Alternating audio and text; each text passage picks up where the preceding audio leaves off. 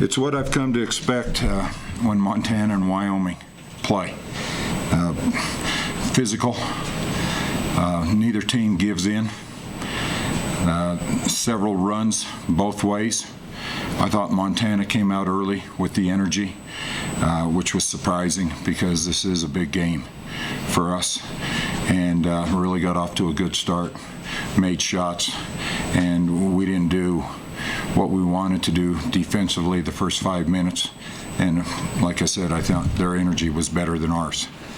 Then we got going in the second quarter and really played well in the second quarter, made some shots, got the game turned around, and felt very comfortable with where we were playing as a unit. And then, as I said, a typical Wyoming-Montana game, they come right back. We made a run, got it to 10, they cut it back down to 4, and we had to make some plays towards the stretch. And we made some free throws, stepped up. More importantly, we limited to what they were trying to do offensively in the last minute and a half of the basketball game. I thought Liv Roberts started right off the bat with the energy that we needed and really gave us a lift throughout the whole time. It's just unfortunate when she gets in foul trouble. I thought Haley stepped in and gave us important minutes with Liv in foul trouble, and then Markelle was simply Markelle. I told her at the end it looked like her hero, Steph Curry, and she stepped back and shot a Steph Curry shot. There was no doubt when we needed a big three. I guess, you mentioned being kind of maybe surprised that you guys didn't get off to it. I know Liv said something, it took a while for them to kind of get in the flow of their defense, of figuring out what they were doing. Mm-hmm. You kind of felt that too? It just took a few minutes. One of the things that I really thought is that they played with greater intensity. Mm-hmm. And I think we thought that the game may be a little easier. They came out and really got after us, got the ball inside to their wing players, and that's our strength between Jordan and Liv. And Valley answered the call for Montana, and then we started going. But we really made some defensive plays in the second half that we needed to. And as I said, we got extra opportunities on the glass. I thought our quickness overall was in our favor, and we were able to put the ball on the floor, get to the basket, get to the free throw line, which is very important to have the ability to put the ball on the floor and attack, and we were able to do that. Joe, late in the game, they get within 2, and then you hit a couple free throws, but I think you had 3 straight stops in that last about a minute and a half. How big is that to kind of, on defense, come up with those when you need them? One of the things we've been hanging our hat on is defense.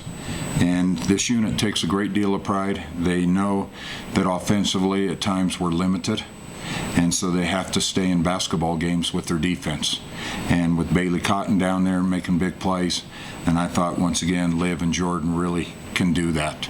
And it was very important to get those stops because I thought Montana had the momentum going into the last 2 minutes of the basketball game, and our stops really helped that. And then we were able to take care of the basketball, get it in, and also change the foul count so that we could get to the free throw line. Yeah, I was going to mention that third quarter, you guys score 18 points, but you only get 2 baskets, so you make 14 free throws in that quarter. With these new rules now, sometimes you have to do that, don't you? One of the things, that they're taking some of the physicalness out of the game with the rule changes. And so what we know is you have to put it on the floor.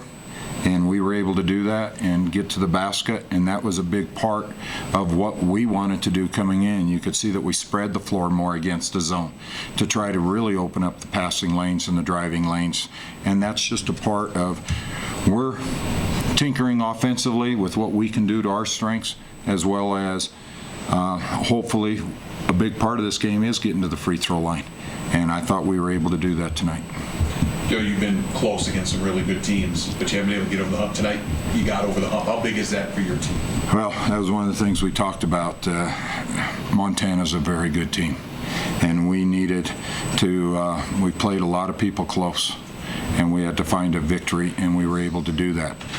One of the challenges that I've been talking to with our inside play, our inexperience with freshmen and sophomores shows.